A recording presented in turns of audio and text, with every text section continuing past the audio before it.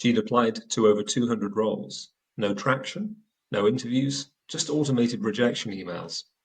She was ready to give up, not on the job search, but on the idea that her experience still mattered. That's when we connected, and here's what changed.